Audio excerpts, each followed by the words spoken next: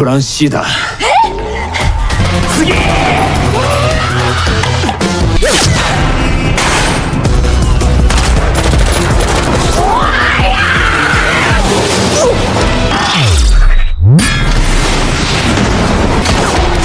次。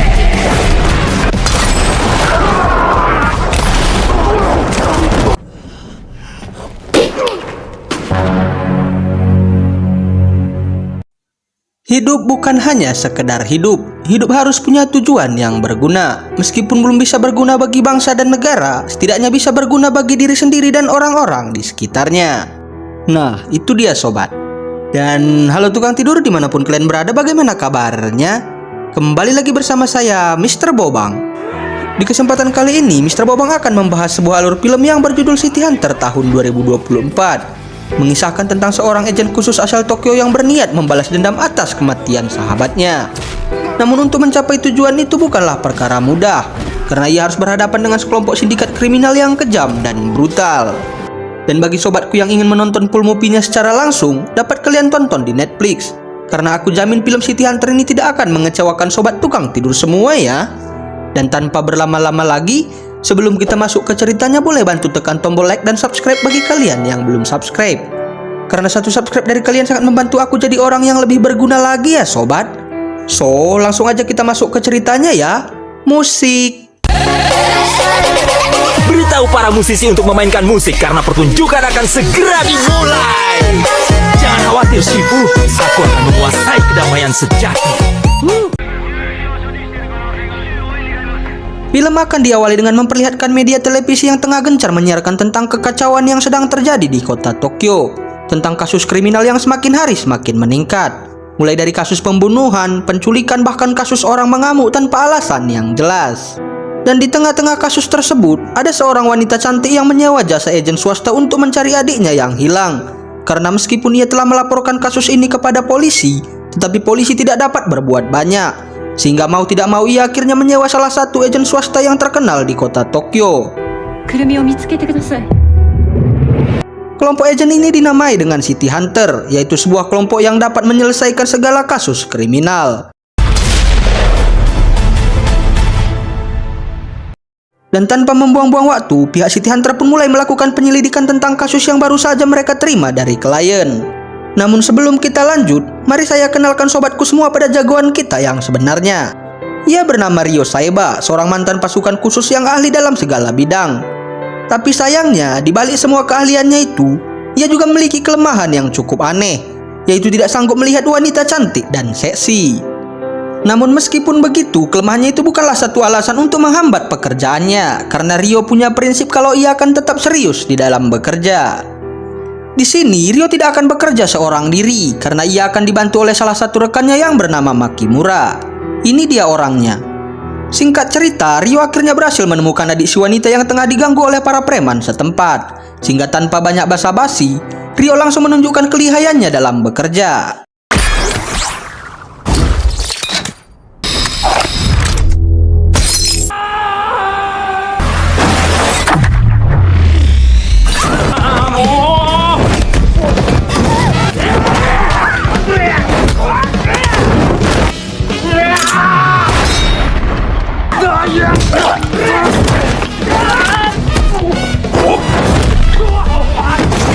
Dan tak perlu membutuhkan waktu lama, Ryo berhasil mengatasi para preman yang ada di sana. Tapi anehnya, ketika Ryo hendak mengajak Kurumi untuk berkenalan, ia pun langsung lari seperti orang ketakutan karena mengira kalau Ryo adalah om-om hidung belang. Ryo yang merasa heran pun sontak menghubungi Makimura untuk mengejar Kurumi. Namun sayangnya, ketika mereka hampir saja berhasil menangkap Kurumi, tiba-tiba kawanan preman yang dihajar Ryo sebelumnya datang menghadang mereka. Sehingga mau tidak mau Ryo dan Makimura harus memberi paham para jamet tersebut. Makimura,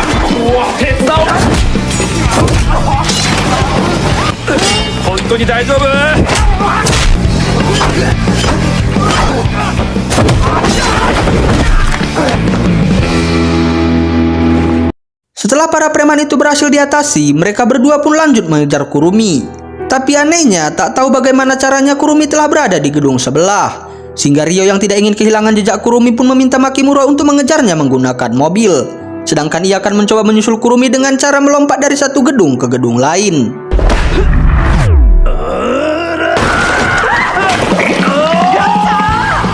Tapi bukannya menjadi keren, Rio malah terlihat seperti Aladin mesum yang sedang terbang menggunakan karpet ajaib. Singkat cerita, setelah terlibat aksi kejar-kejaran yang cukup melelahkan, Rio dan Makimura pun akhirnya berhasil mengepung Kurumi. Tapi anehnya, urat leher Kurumi tiba-tiba membengkak, lalu berubah menjadi warna hitam, seperti ada kekuatan goib yang merasuki dirinya. Sehingga karena akan hal itu, ia pun berhasil kabur dari sana.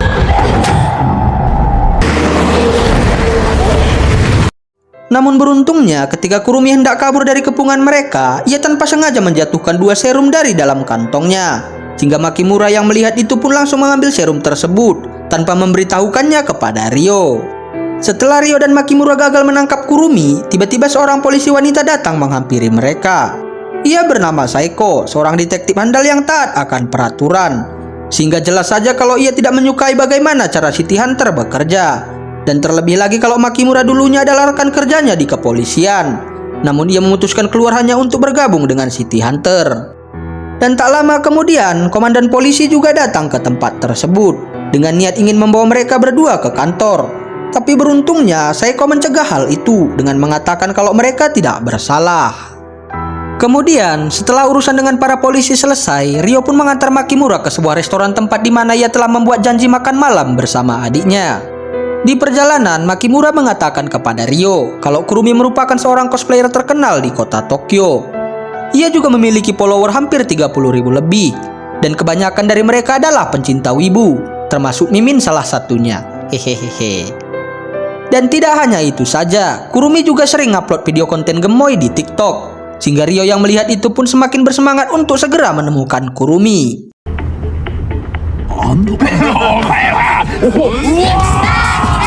Setibanya di restoran, kita akan diperkenalkan pada seorang wanita cantik bernama Kaori, yang tidak lain dan tidak bukan adalah adik dari Makimura. Di sini, Makimura hendak mengungkap sebuah fakta kalau Kaori bukanlah adik kandungnya. Walau meskipun berat untuk menerima kenyataan ini, tapi Makimura harus tetap mengungkapkan hal tersebut. Karena ia juga telah berjanji kepada almarhum sang ayah kalau ia akan mengatakan yang sebenarnya kepada Kaori setelah ia tumbuh dewasa. Namun sayangnya, belum sempat ia berkata sepatah kata pun, tiba-tiba... Ya, sebuah truk dengan kecepatan tinggi datang menabrak restoran tersebut dengan tujuan hendak membunuh Makimura. Namun ketika melihat Makimura masih hidup, sang sopir pun turun dari atas truk, lalu menghajar Makimura secara membabi buta. Dan yang lebih anehnya lagi, si sopir juga memiliki tanda yang sama seperti Kurumi, yaitu urat lehernya yang membengkak dan berwarna hitam. Bahkan tidak hanya itu saja, jamit ini juga memiliki kekuatan yang luar biasa, sehingga mau tidak mau Makimura harus berjuang keras untuk membunuh jamit tersebut. Setelah jamit itu berhasil dihabisi, Rio pun akhirnya tiba di TKP. Tapi sayangnya, ia harus menerima kenyataan pahit ketika melihat sahabat satu-satunya sedang dalam keadaan sekarat. Di sini, Makimura pun menyerahkan serum milik Kurumi yang ia temukan sebelumnya kepada Rio. Dan sebelum menghembuskan napas terakhirnya, ia sempat menitipkan pesan kepada sahabatnya tersebut agar mau melindungi Kaori, adik kesayangannya.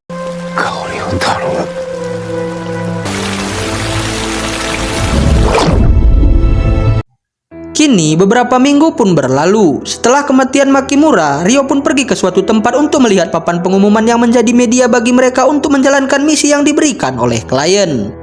Di sana, Rio melihat sebuah pesan yang bertuliskan XYZ Kaori, tolong hubungi aku. Yang inti dari tulisan tersebut adalah agar Rio mau membantunya untuk menyelidiki kasus kematian sang kakak.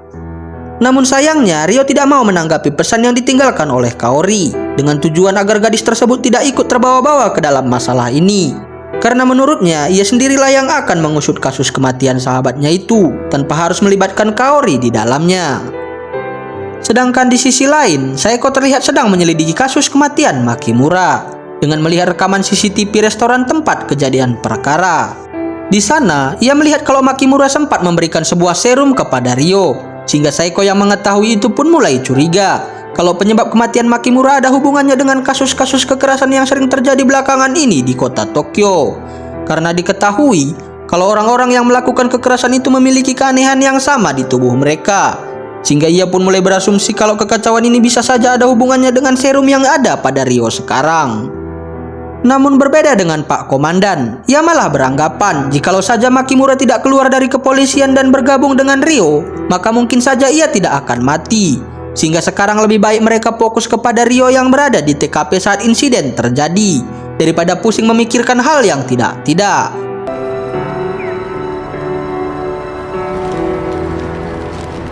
Di malam harinya, Kaori yang sangat berambisi untuk mengusut kasus kematian sang kakak pun mulai memutuskan untuk mencari Ryo di wilayah kota Shinjuku. Meskipun tanpa tujuan yang jelas, langkah demi langkah ia jalani. Hingga pada akhirnya, ia berhasil menemukan Ryo yang tengah asyik mabuk-mabukan bersama dua wanita cabe-cabean. Sontak Kaori yang melihat itu pun sangat marah kepada Ryo. Karena belum lama kakaknya meninggal, tapi Ryo malah bersenang-senang dengan wanita penghibur tanpa merasa sedih sedikit pun atas kematian sahabatnya. Di sini, Ryo yang tidak ingin melibatkan Kaori dalam misinya ini pun meminta gadis tersebut untuk pulang saja dan jangan pernah menemuinya lagi. Namun dikarenakan ambisi Kaori sangatlah besar, sehingga ia pun memutuskan untuk menyelidikinya sendiri. Tapi sayangnya, ketika Kaori sedang menjalankan aksinya, ia malah digoda oleh dua pria hidung belang. Sehingga Ryo yang melihat itu pun sontak menjauhkan Kaori dari mereka berdua. Ryo yang tampak cuek dan jutek pun sebenarnya masih sangat peduli kepada Kaori. Hanya saja, ia tidak bisa seperti para lelaki konvensional pada umumnya, yang bisa nunjukin rasa peduli kepada wanitanya melalui kata-kata dan perlakuan. Setelah kejadian itu, Ryo pun meminta Kaori untuk pulang. Namun karena Kaori merupakan salah satu wanita yang sangat ambisius, ia pun kembali mendatangi Ryo di kediamannya untuk mencari petunjuk tentang kasus kematian sang kakak. Tapi sialnya, bukan petunjuk yang ia dapatkan, melainkan setumpuk majalah dewasa dan koleksi kaset YouTube biru milik Ryo, yang sering ia gunakan menjadi referensi untuk berimajinasi. Dan setelah sekian lama mencari, Kaori akhirnya masuk ke salah satu ruangan rahasia milik Ryo. Di sana, ia menemukan sepucuk senjata milik kakaknya. Dan karena Kaori sudah terlanjur mengetahui ruangan tersebut, Ryo pun akhirnya menceritakan semuanya kepada Kaori tentang siapa mereka sebenarnya dan apa pekerjaan mereka. Sehingga lebih baik Kaori mengikhlaskan saja kepergian kakaknya agar ia tidak berada dalam bahaya. Sementara di sisi lain, Saeko dan pihak kepolisian kembali menemukan seonggok mayat yang memiliki ciri-ciri sama seperti kasus yang telah mereka tangani sebelumnya. Dan begitu juga dengan Kurumi, ia juga terlihat berada di TKP dan sepertinya ia tahu tentang kasus tersebut.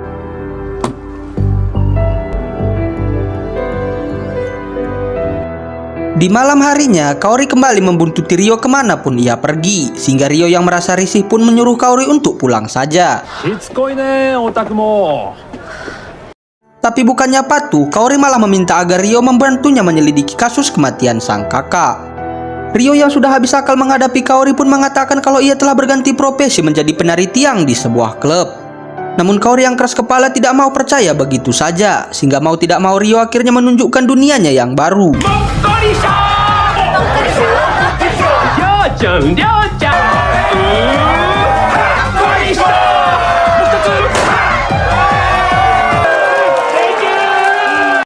Setelah pertunjukan selesai, Ryo pun mencoba kabur dari pandangan Kaori. Tapi sayangnya, sebelum hal itu terjadi, Kaori pun langsung menyadari dan bergegas kembali mengikuti Ryo.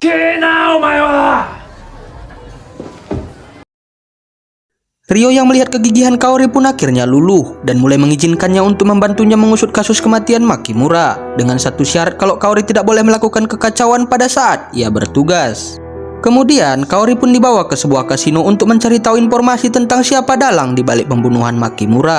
Di sana mereka berdua sempat dihadang oleh beberapa anggota geng yang sempat dihajar oleh Ryo dan Makimura sebelumnya.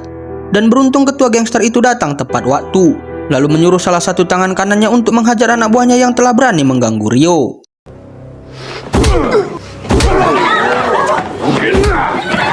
Di sini ketua gangster itu pun mengatakan kepada semua bawahannya kalau lelaki yang ada di hadapan mereka saat ini adalah orang yang sangat ia hormati. Ia adalah Ryo Saeba, agen dari City Hunter, sehingga Jamet yang barusan ingin menghajar Ryo pun seketika gemetar ketika mengetahui kalau pria yang mereka hadapi sebelumnya adalah agen khusus City Hunter. Dan sebelum memulai pembicaraan, ketua gangster itu pun meminta agar Ryo memakai celananya terlebih dahulu agar belut listrik yang ia bawa tidak kehabisan oksigen. Setelah itu, Rio pun mulai menjelaskan apa maksud dan tujuannya untuk menemuinya, yaitu ingin menggali informasi tentang kasus kematian Makimura. Ketua gangster yang mendengar itu pun turut berduka cita atas kematian rekan Rio satu-satunya. Kemudian, ketua geng itu pun mengatakan kalau kematian Makimura mungkin ada hubungannya dengan Kurumi dan kasus-kasus kekerasan lainnya yang terjadi di kota Tokyo beberapa bulan terakhir ini. Karena yang ia ketahui kalau kasus ini kebanyakan dialami oleh anak-anak muda yang diculik. Dan ketika mereka kembali, mereka semua sudah memiliki kekuatan fisik di luar Nurul. Sehingga ia pun mulai berasumsi kalau mungkin saja kekacauan ini disebabkan oleh sindikat kriminal yang sedang melakukan uji coba terhadap obat-obatan yang mampu membuat orang menjadi hilang kesadaran, lalu bertindak sesuka hati. Dan yang lebih menariknya lagi, dari sekian banyak orang yang diculik, hanya Kurumi yang berhasil kembali dan masih bisa menggunakan akal sehatnya. Sontak Kaori yang mendengar itu pun langsung bergegas mencari Kurumi di pusat kota. Dan tak perlu waktu lama, mereka berdua akhirnya berhasil menemukan Kurumi. Tapi tak tahu kenapa, Kurumi malah melarikan diri seperti orang ketakutan.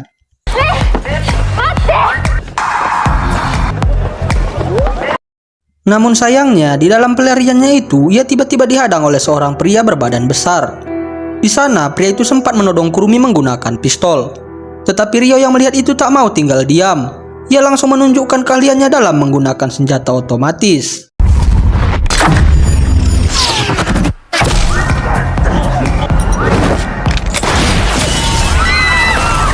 Dan karena kejadian itu, suasana di klub malam tersebut menjadi kacau, sehingga Jamet itu pun memutuskan untuk kabur bersama salah satu rekannya. Begitu juga dengan Kurumi, ia pun akhirnya pingsan di pinggir jalan karena kecapean. Keesokan harinya, Kurumi yang baru saja sadar pun mendapati dirinya telah berada di kediaman Rio.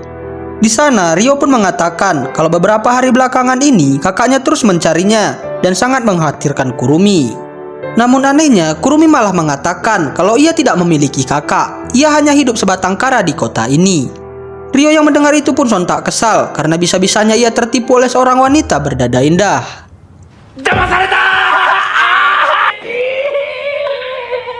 Kemudian, Rio pun menunjukkan 2 buah serum yang sempat dijatuhkan oleh Kurumi sebelumnya, lalu meminta ia agar menceritakan apa yang sebenarnya terjadi.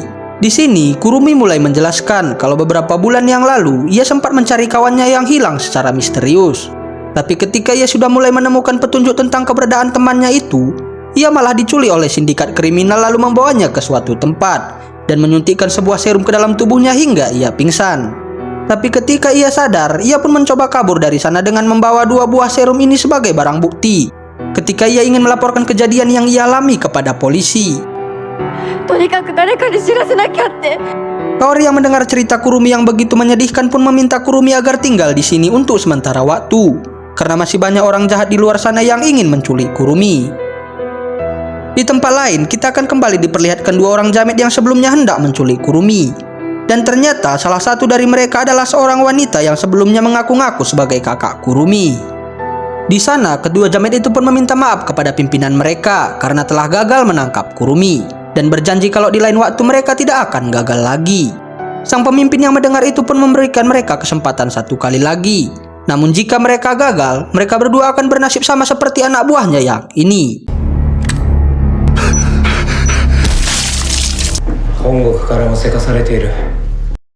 Ya, ternyata semua anggota kriminal telah ditanami sebuah chip di belakang kepala mereka untuk mewanti-wanti jika ada dari mereka yang mencoba untuk berkhianat, maka mereka akan dihabisi pada saat itu juga. Dan karena kita belum mengetahui wajah beserta nama dari pimpinan kriminal tersebut, maka kita panggil saja dia dengan sebutan si Samsul, seorang ketua dari sindikat Union yang berada di kota Tokyo. Union to tomoni. Singkat cerita, adegan kemudian berpindah kepada Rio dan Seiko yang tengah menjalin kerjasama untuk mengungkap siapa dalang sebenarnya di balik banyaknya kasus kriminal yang terjadi belakangan ini di kota Tokyo. Di sini, Seiko menunjukkan sebuah hasil riset yang telah ia lakukan terhadap serum atau sampel yang diserahkan oleh Rio sebelumnya. Dan sampel itu menunjukkan kalau sampel darah dari para tersangka sama persis dengan sampel yang ia berikan, termasuk orang yang telah membunuh Makimura. Lalu, ia juga menjelaskan kalau cara kerja dari serum itu adalah merangsang otak para penggunanya selama beberapa hari dan meningkatkan kekuatan otot secara signifikan. Tapi sayangnya, setelah efeknya hilang, maka mereka akan mati dengan sendirinya. Dan serum ini biasanya dikenal dengan sebutan debu malaikat. Rio yang mendengar itu pun akhirnya menyadari kalau obat ini pernah digunakan pada saat perang. Tapi dikarenakan efeknya sangat tidak manusiawi, sehingga produksi obat ini pun dihilangkan. Namun tak tahu kenapa, ternyata masih ada orang yang melanjutkan penelitian tersebut. Kemudian, sebelum Rio pergi dari sana, Saeko pun mengungkap sebuah fakta, kalau sebenarnya kejadian serupa pernah terjadi di Jepang, tepat di 20 tahun yang lalu. Ada seorang pria yang dijadikan sebagai kelinci percobaan debu malaikat. Tapi ketika ia mengamuk, ia pun ditembak oleh salah satu polisi. Dan polisi yang menembaknya itu adalah ayah Makimura. Sehingga ayah Makimura yang merasa kasihan pun memutuskan untuk mengadopsi anak pria tersebut, yang tidak lain dan tidak bukan adalah Kaori. Lalu setelah Makimura tumbuh dewasa, sang ayah pun menyuruhnya untuk menyelidiki serum atau obat debu malaikat. Rio yang mengetahui kenyataan itu pun sontak menjadi murung, karena tanpa sepengetahuannya ternyata sahabatnya itu telah menjalankan misi yang sangat berbahaya, bahkan sampai merenggut nyawanya. Singkat cerita, Rio pun kembali ke rumah, dan setibanya ia di sana, moodnya kembali pulih karena melihat Kurumi yang tengah menggunakan kostum kucing garong. Dan ternyata Kurumi telah diundang oleh perusahaan kosmetik brand Lore untuk menghadiri acara cosplay yang mereka adakan. Sehingga tanpa banyak basa-basi, Kurumi dan Kaori pun akhirnya membujuk Rio agar mau mengizinkan dan menemaninya ke acara tersebut. Rio yang mendengar itu pun menolak permintaan mereka karena menurutnya kalau tempat itu sangatlah berbahaya bagi Kurumi. Namun dikarenakan Kaori tidak ingin melihat Kurumi kecewa, ia pun mencoba membujuk Rio dengan menunjukkan foto wanita seksi yang merupakan CEO dari brand Lore. Sehingga Rio yang tidak tahan melihat kecantikan CEO itu pun akhirnya mau menemani Kurumi ke acara tersebut.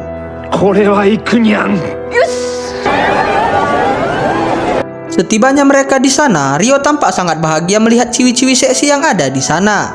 Dan begitu juga dengan Kaori dan Kurumi. Mereka tampak saling memuji atas kostum yang mereka kenakan. Singkatnya, setelah acara dimulai, Rio dan Kaori pun mulai bersiaga untuk melindungi Kurumi. Sementara di sisi lain, anak buah Samsul juga sudah tiba di sana.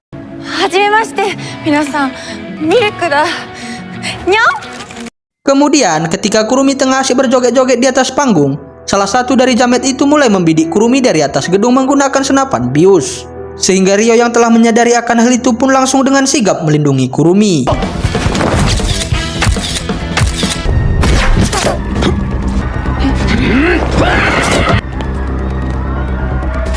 Beruntung Rio berhasil membawa Kurumi dari atas panggung, tapi sialnya mereka kembali dijegat oleh jamet satunya lagi. Di sini Rio menyuruh Kaori membawa Kurumi ke tempat yang aman, sedangkan ia akan mencoba mengatasi anak buah Samsul yang sedang menyerangnya menggunakan cambuk kuda lumping.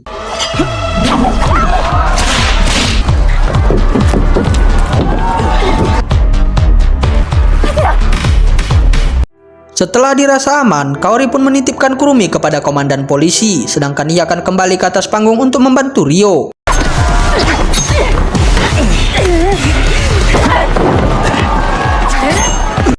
Tapi tanpa ia sadari, anak buah Samsul yang berada di atas gedung pun sedang membidiknya. Rio yang melihat itu pun sontak melakukan aksi heroik untuk menyelamatkan Kaori. Para penonton yang ada di sana pun seketika dibuat tercengang karena menganggap kalau aksi baku hantam ini adalah bagian dari acara. Bahkan mereka juga ikut bersorak ketika Rio berhasil mengalahkan jamet tersebut.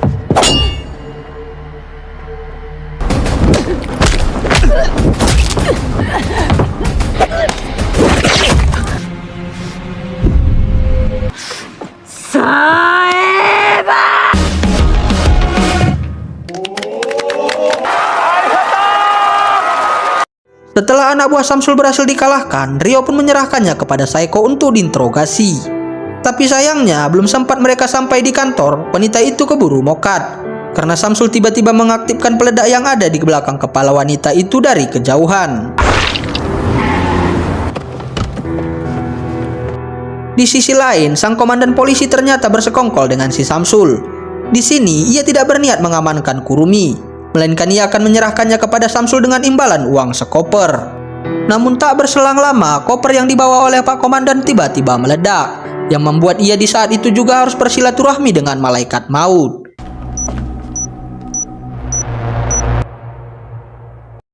Mampus, makan tuang haram.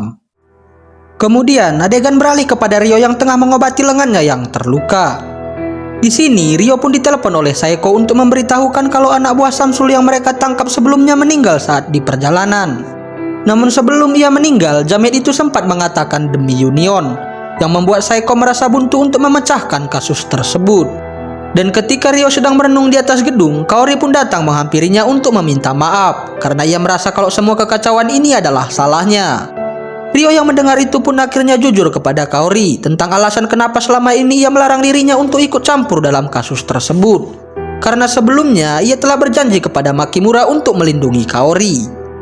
Tapi dikarenakan Kaori sangat berambisi untuk membalaskan dendam kakaknya, sehingga ia pun memohon sekali lagi kepada Rio agar mengizinkan ia ikut menyelidiki kasus kematian kakaknya. Awalnya Rio menolak permintaan Kaori, tapi setelah melihat ambisi dan kegigihannya yang tidak main-main, Rio pun akhirnya luluh dan mengajak Kaori membalas dendam malam ini juga.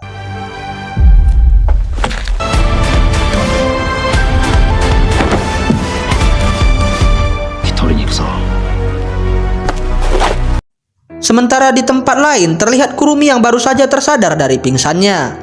Di sana ia melihat temannya yang ia cari selama ini dan juga ibu CEO yang telah mengundangnya ke acara festival. Di sini kita akhirnya mengetahui kalau ibu CEO merupakan seorang ilmuwan yang bekerja sama dengan si Samsul. Kemudian CEO itu pun menunjukkan hasil penelitiannya dalam menciptakan serum debu malaikat yang lebih sempurna dari yang sebelumnya, karena ia telah berhasil memasukkan DNA Kurumi ke dalam serum tersebut. Tapi bukannya dapat pujian, si Samsul malah membunuh ibu CEO di saat itu juga.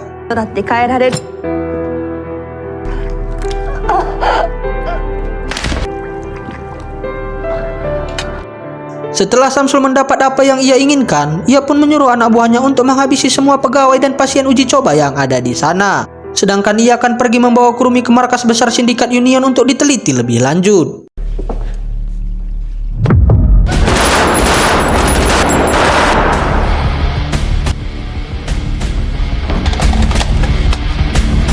Di lain sisi, Rio dan Kaori pun bergegas menuju tempat Kurumi berada, karena sebelumnya Rio sempat memasang sebuah alat pelacak di anting Kurumi, sehingga karena hal itu, ia dapat mengetahui lokasi Kurumi dengan sangat mudah. Lalu di waktu yang bersamaan, sang ketua gangster tiba-tiba menelpon Rio untuk memberitahukan sedikit informasi tentang sindikat Union yang ia ketahui.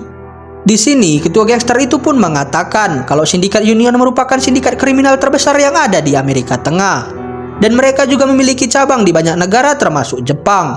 Sehingga ia pun meminta agar Rio lebih berhati-hati karena lawan mereka kali ini bukanlah orang biasa. Singkat cerita, Rio dan Kurumi pun akhirnya tiba di sebuah terowongan bekas peninggalan perang yang akan membawa mereka berdua tembus ke laboratorium tempat Samsul dan ibu CEO melakukan penelitian. Namun anehnya, mereka berdua tidak dapat menemukan Kurumi di sana, melainkan hanya menemukan sekumpulan orang yang sudah tidak bernyawa termasuk ibu CEO. Kemudian, Rio dan Kaori pun mulai menyusuri tempat tersebut, hingga pada akhirnya mereka berdua sampai di pusat tempat pembuatan serum debu malaikat. Namun yang tak mereka sangka-sangka, puluhan bahkan ratusan anak buah Samsul datang mengepung mereka. Sehingga mau tidak mau Rio harus menunjukkan skill bertarung dan menembak ala John Wick versi barbar.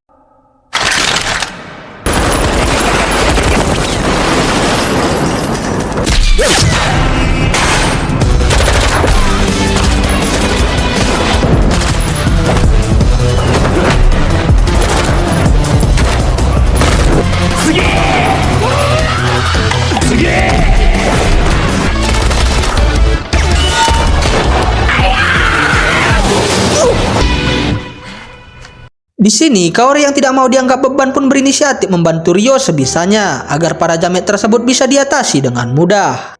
トランシーだ。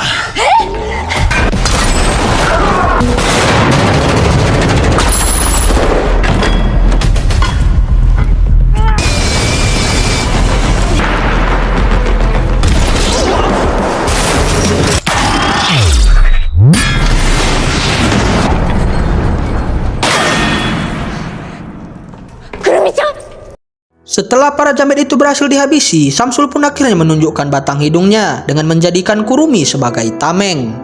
Di sini, Samsul yang kagum dengan kemampuan Rio pun menawarinya untuk bergabung dengan sindikat Union. Karena menurutnya, para petinggi Union pasti akan menerima kehadirannya dengan senang hati, mengingat kemampuan luar biasa yang ia miliki. Rio yang mendengar itu pun tidak peduli dengan tawaran yang diberikan si Samsul, karena tujuannya sekarang hanyalah untuk membalaskan dendam sahabatnya. って受けさせてろ。 Dan karena tawaran yang ia berikan ditolak mentah-mentah oleh Ryo, Samsul pun akhirnya membangkitkan salah satu anak buahnya yang sudah berubah menjadi monster akibat serum debu malaikat yang sudah dicampur dengan DNA Kurumi. Sehingga mau tidak mau Ryo harus kembali membrutal untuk mengalahkan jamet itu, sedangkan Kaori diminta untuk menghentikan Samsul yang hendak kabur dari tempat tersebut.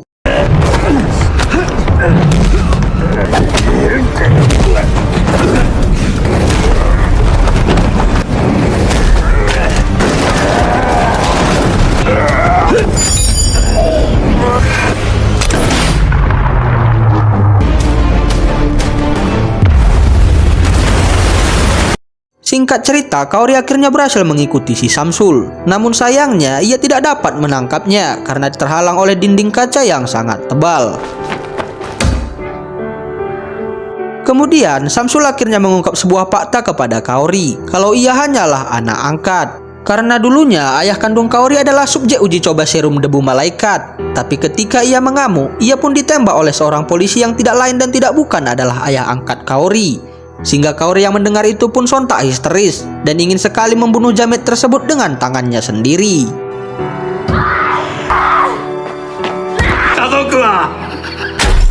Namun beruntungnya Ryo Saeba datang tepat waktu dan langsung menembak dinding kaca itu hingga pecah.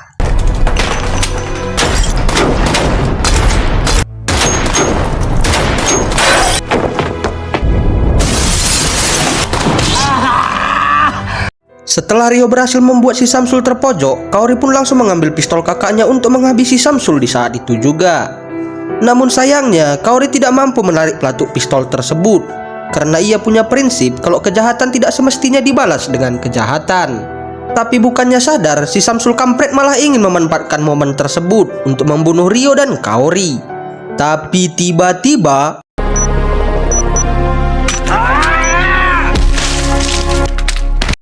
ya, pemimpin pusat sindikat Union mengaktifkan chip peledak yang ada di belakang kepala si Samsul, sehingga mengharuskan ia untuk menemui malaikat maut di saat itu juga. Dan setelah Samsul tewas, Saeko dan anak buahnya pun tiba di TKP untuk mengamankan Kaori dan Kurumi.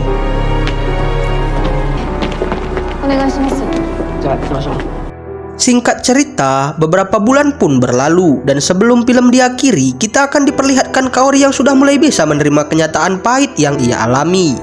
Dan begitu juga dengan Kurumi. Setelah ia sembuh, ia kembali menekuni dunia entertainment. Bahkan followersnya sekarang meningkat menjadi 2 kali lipat dari yang sebelumnya. Kemudian, film akan ditutup dengan memperlihatkan Ryo yang sudah memiliki rekan baru, yang tidak lain dan tidak bukan yaitu Kaori. Dan film pun tamat dengan happy ending. Nah sobat, itulah alur cerita dari film City Hunter tahun 2024. Bagaimana sobat, seru kan filmnya? Mister harap sobatku semua bisa terhibur ya. Saya Mister Bobang pamit undur diri dan sampai jumpa lagi di alur cerita film menarik lainnya ya. See you.